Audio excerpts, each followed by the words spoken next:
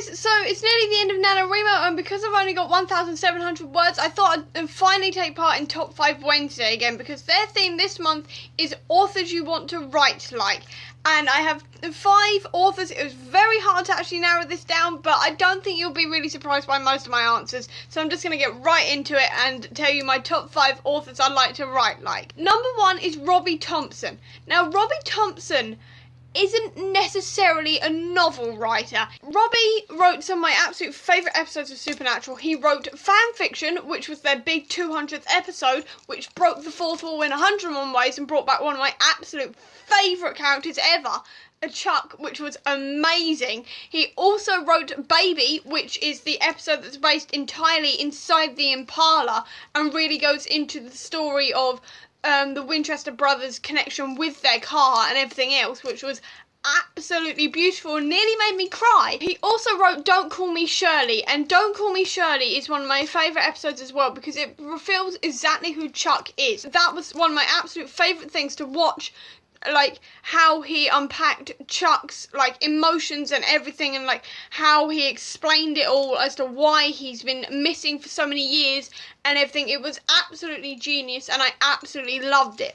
Robbie also writes comic books as well, and I haven't actually read any of his comics yet, but I now do own Doctor Strange and the Sorcerer Supreme, which is his latest Marvel comic. So I'm definitely going to read that very, very soon, and I cannot wait because I always trust in Robbie's script writing and his general writing. Number 4 is Derek Landy. Now, Derek Landy is obviously the guy who wrote Skullduggery Pleasant, and you can probably tell by these here, I'm a bit of a fan of Skullduggery Pleasant. I've only read up to book 3 so far, but I absolutely adore the series. I really would love to write children's books like he writes them. So he writes them without talking down to his reader, and he talks about quite some heavy subjects and puts quite a lot of horror and gore in there without it ever being too much for kids to read. And I'd really like to be able to do that, quite frankly, because for me, children's books to me have to be sort of quite happy and light and everything else, and that's how I generally write children's books, because I'm not really practiced in where to cut off like the gore and violence level,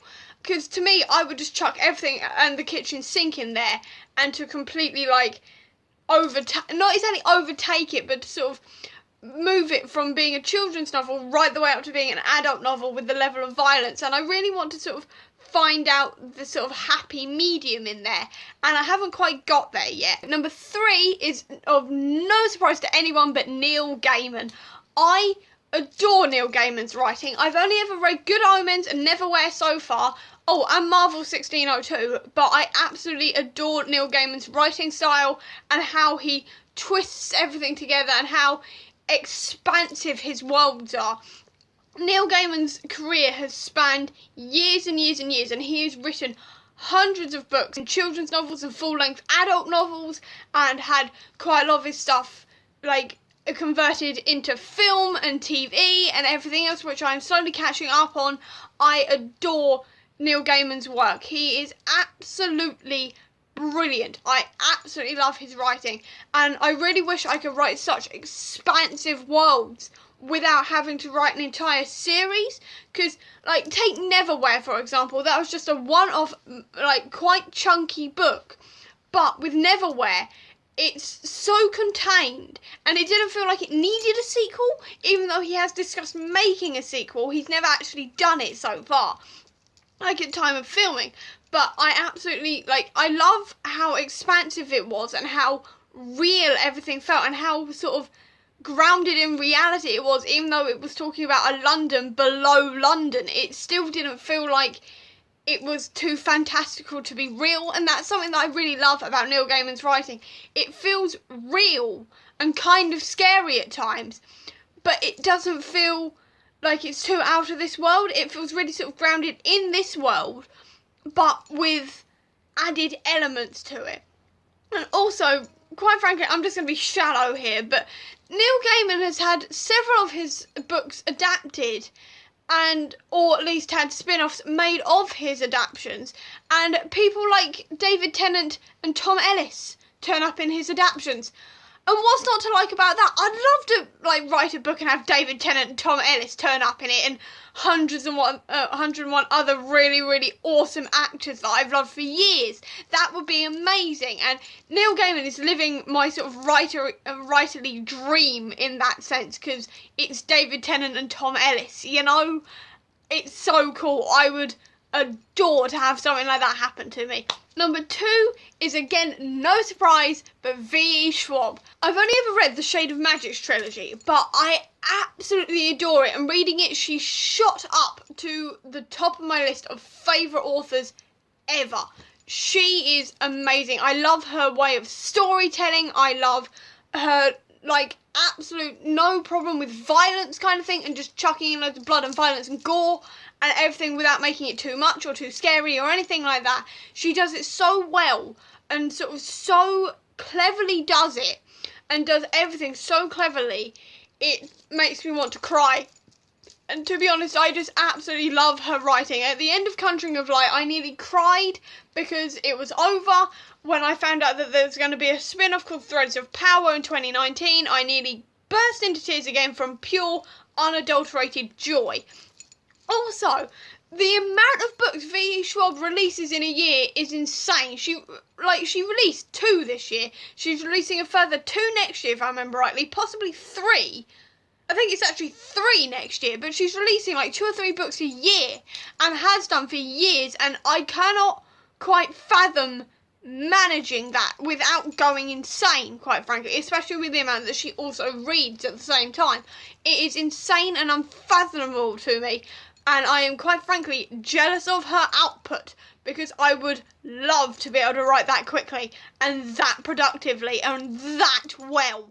You know, I would love that, but obviously I can't. I am a mere mortal. She is now an insta-buy in my world. With her output, I'm going to need a specific shelf for her soon, and I am so glad about that, because I adore her work. And number 1 is definitely not going to be any surprise to anybody, but Terry Pratchett, because it's Terry Pratchett, guys. Come here, I'll show you just how many books of his I've got. Look, it's right, where is it? It's all this shelf, and part of this shelf as well is just pure Terry Pratchett. It's entirely pure Terry Pratchett. We adore Terry Pratchett in this house. I've been brought up on Terry Pratchett.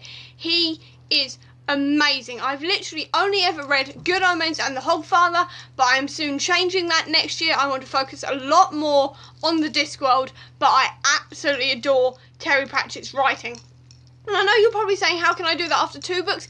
Easily. I've also watched the very, very, very, very accurate Sky One adaptations of Going Postal, The Hogfather, and Colour of Magic. And I know that's not the same as reading the books. I'm definitely going to read the books. But from what I can tell, they're very, very accurate to the books, considering how accurate The Hogfather was. I've also listened to a few of his audiobooks in passing, and I've heard quite a few of the chapters from it. I haven't listened to the whole thing, because audiobooks really are not my thing. But I absolutely adore his writing style. I love how funny he is. I love how massive the world he has created in this. And also, I love just how expansive his world is and how mad it is, but without going too far. Somehow, he has made it so a turtle flying through space with 4 elephants on top of it, with the Discworld on top of that, somehow makes perfect sense. I don't know how he managed that, but that makes perfect sense in his world. And everything about this world makes absolutely perfect sense without going crazy, and I don't know how he's managed it. Quite frankly, I am in awe and shock at how well he did this. With Terry Pratchett, it feels so expansive, and with so many characters from so many walks of life and everything. To read it, it's like he had this entire world. It was like he was seeing into an alternate reality and writing the stories of the characters he was seeing in this alternate reality, which quite frankly was amazing and fascinating like you wouldn't believe. I absolutely love reading his stories and his work and seeing how all the cogs turn and how it all twists together and everything. It was like, I am so jealous of his writing style. I'm so jealous of the world he had inside of his head and how funny he makes it. Generally, Terry Pratchett's work is just so beautifully done and so cleverly done. I will forever miss his writing. He was the absolute epitome of writing gods. You know, he was insanely clever with his writing style, and the amount of books he wrote about so many characters on this Discworld and so many really clever things he came up with in this world is insane. It's like he came up with a reason for the Tooth Fairy, he came up with the Unseen University and the Wizards Above, who also have an orangutan as a librarian.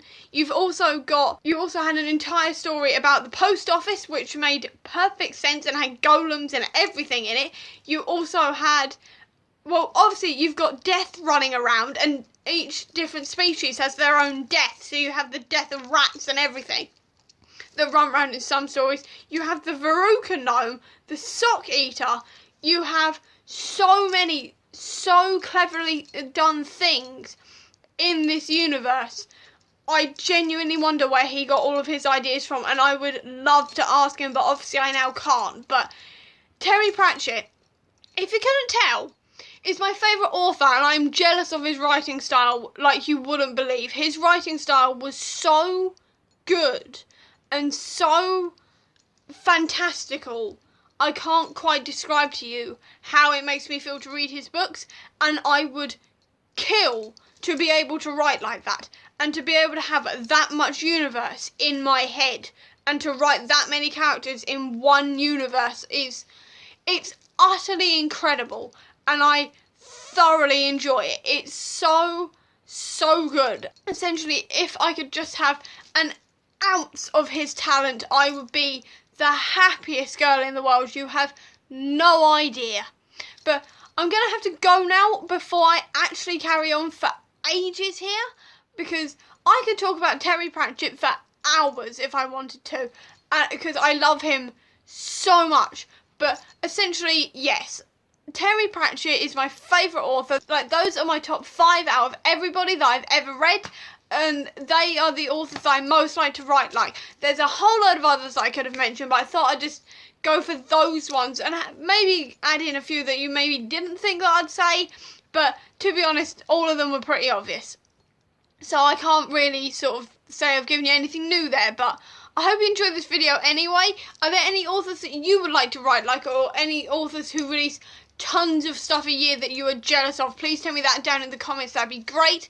And I hope you enjoyed this video. If you did, please do give me a thumbs up, and if you want to see any more of my videos, please click subscribe here, and over here will be the link to my previous video. I will leave the links to all of my social media down below, but until next time guys, bye.